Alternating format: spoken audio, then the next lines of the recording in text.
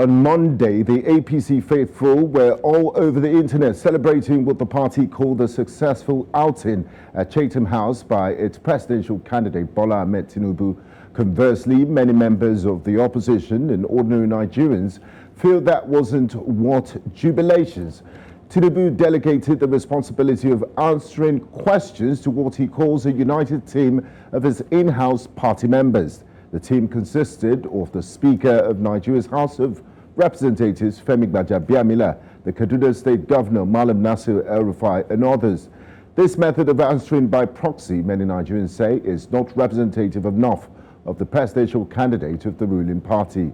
Opinions are divided, perspectives are not alike, and the party has stayed rooted in its formula. What do you think?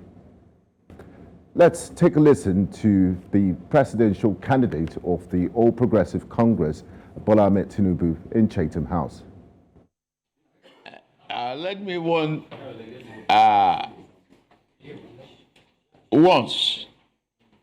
demonstrate here. One of those philosophers and one of the doctrine that I believe firmly in is teamship. Unbreakable team. To demonstrate that, I will choose the first question, assign it to Dele Alake. Okay.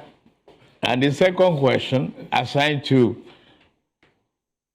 Nasiru El-Rufai. And third question, assigned to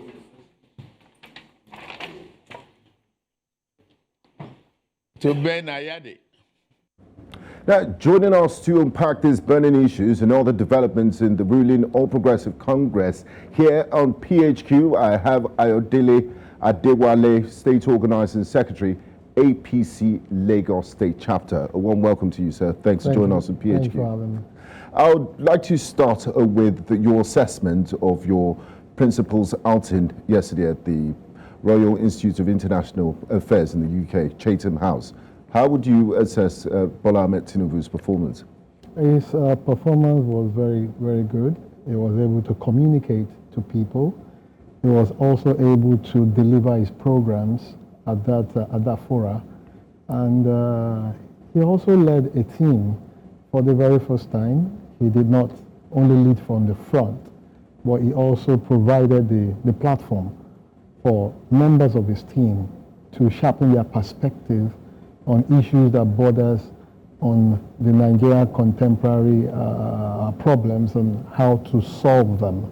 So I think he should be given a thumbs up to have created a platform for people ordinarily would have found difficult to participate in such gathering. Now, critics of the APC candidate say, why did he choose to go outside the shores of Nigeria to address the media? For the first time he will be engaging the media, he had to do it at Chatham House. What is wrong with the Nigerian press and speaking to Nigerian journalists? And I mean, you're somebody that wants to be president and your constituency is here. You need to talk to Nigerians. Why do you think he chose that forum to speak to Nigerians? For the purpose of clarity, the program at Chatham House was not a media platform. It's more of an ideological platform where people of great minds come together to talk, discuss, and look at way forward to various issues. And the media was also invited. They only mirrored what happened there. The format is normally a Q&A, and we've not seen him do a similar thing. He has done it. If you remember when the Arewa Consultative Forum invited him, an older presidential candidate of various parties, he was there. He answered questions that were put before him, and his program also. He has attended so many. Now, we've seen series of town halls, even yesterday, major media house in Nigeria did organize one, and the leading candidates of the other parties were in attendance. Alhaji Atiku Abubakar, Mr. Peter Obi, and Rabiu Musa Kwankwaso. Your principal, Chief Bola Ahmed Tinubu, has not attended any debate this election season, and Nigerians feel it's an opportunity to interrogate these candidates and know what their plans are and what they will do for Nigerians. The spokesperson of the APC campaign, Festus Keyamo, did say that, if the Labour Party's candidate releases their manifesto, then he might consider attending a debate. And they've done that just this Sunday. So are we expecting to see Chief Bola Ahmed Tinubu attend a presidential debate anytime soon? We have attended debate in the past. I just told you of one. It wasn't a debate in that sense. He was the only one on the platform. A debate. He wasn't the only one. Atiku was there. But Atiku was there. Peter Obi was there. He wasn't the only one. Do your research very well. So, is he going to attend another debate before we get to? Now, when you talk of debates, I would appreciate if mass-based organizations, association, unions organizes debate. Not just an individual, perhaps could have some underpinning. You understand? If the Nigerian Medical Association, for instance, organize a debate, Asiraju will be there. If the labor union organizes a debate, the Guild of Editors organize a debate, definitely he will be there.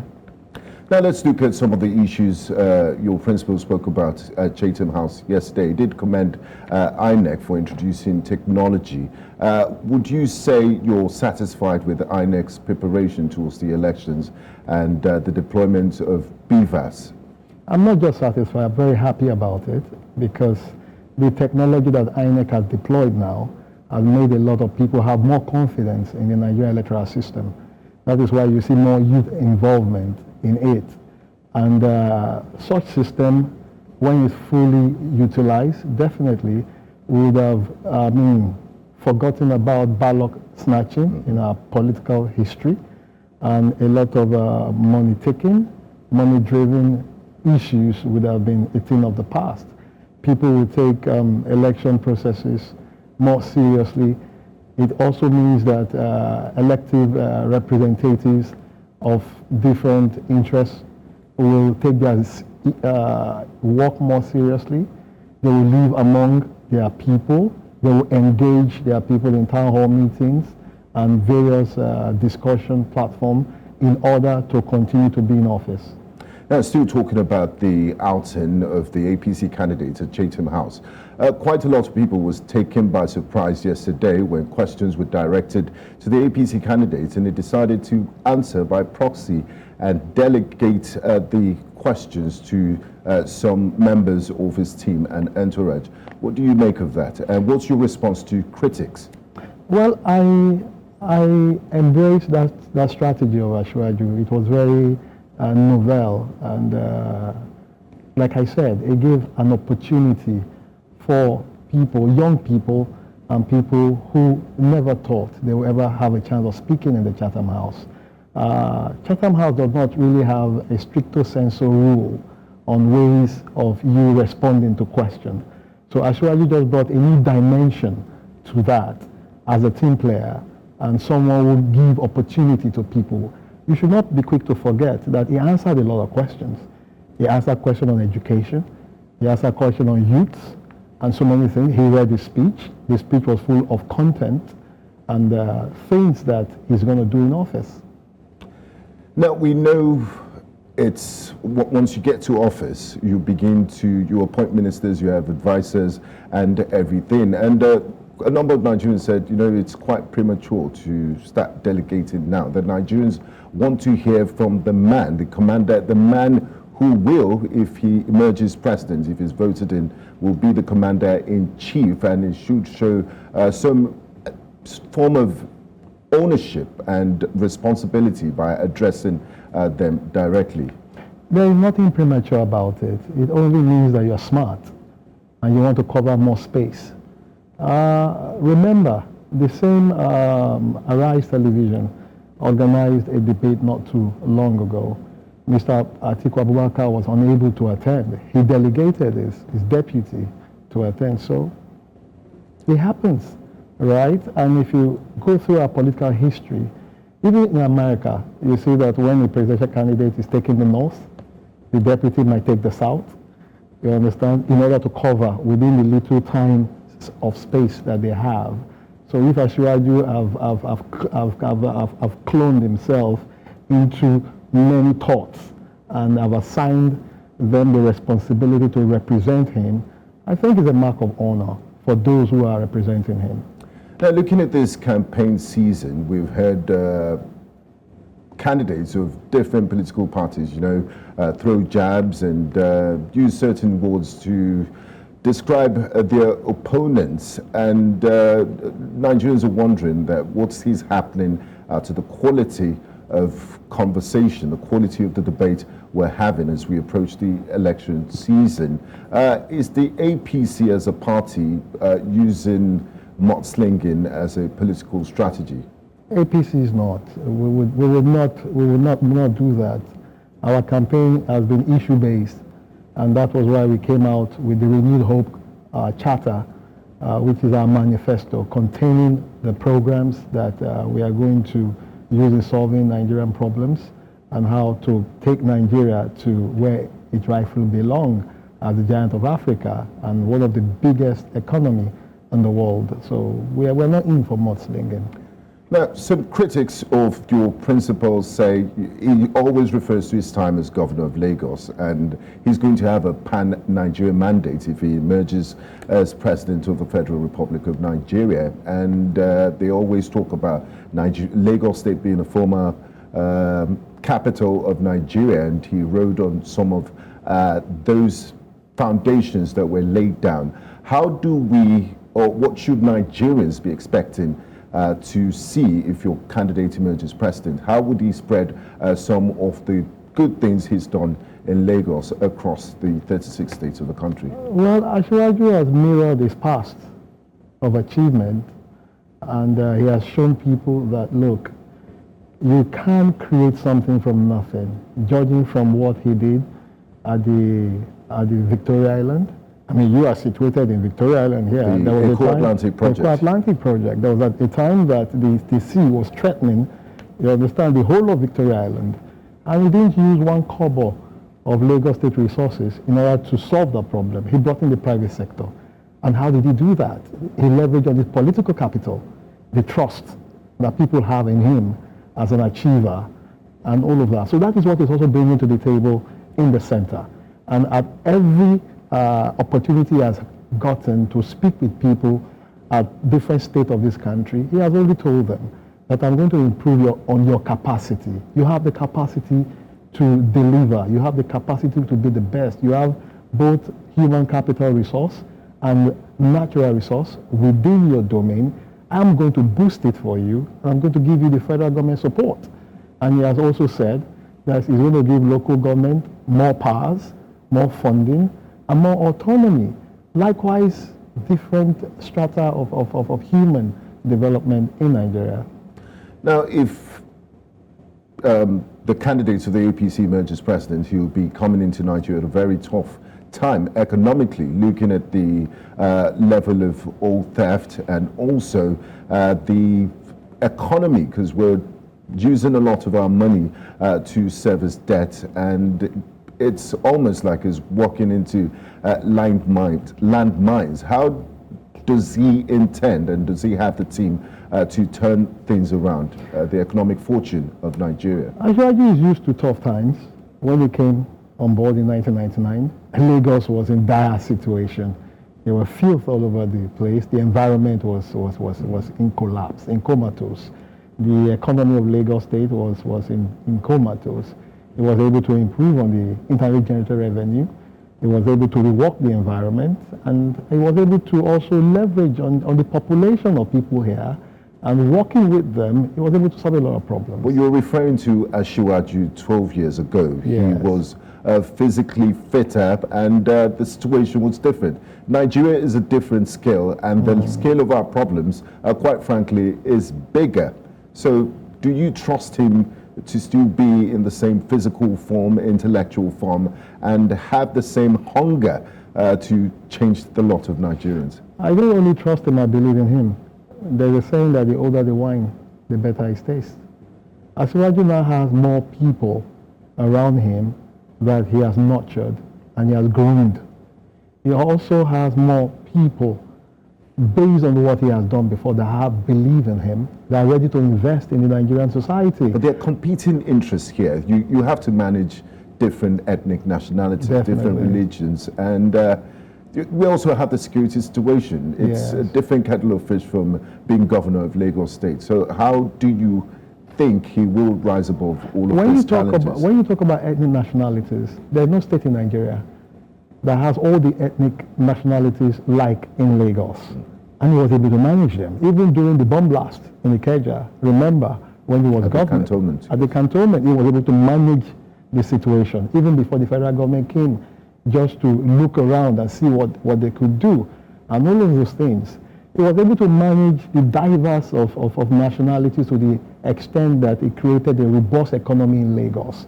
Remember, it is not only Lagosians or people of Lagos origin that have developed the economy of Lagos. This was developed by various nationalities and, of course, foreign friends living in Lagos. So he has that strength to his advantage. Now, it's a few months to the general elections in February. Are you satisfied? Do you have confidence in the electoral umpire, the Independent National Electoral Commission, INEC, to conduct free and fair elections? And do you have any reservations with the way they've gone about the registration, the entire process up until today? I have great confidence in INEC that they are going to deliver. They are improving on their systems as we journey on. I will only appeal to people to be very calm, obey all INEC rules. INEC have been dishing out information intermittently, and they've been using all form of informative platform to get people along. So it behoves on people to plug in, and it also behoves on security agencies to also be on the watch. And if you see something, you say something. And I must commend the mass media for the great interest that you have shown in this process and the way you've conducted yourself. And we can only wish the country better as we move on. Now, Mr. Adewale, a lot of people feel, you know, the APC came in as an opposition party. They did the groundwork. Every day they were always telling us what the then ruling party was doing on PDP.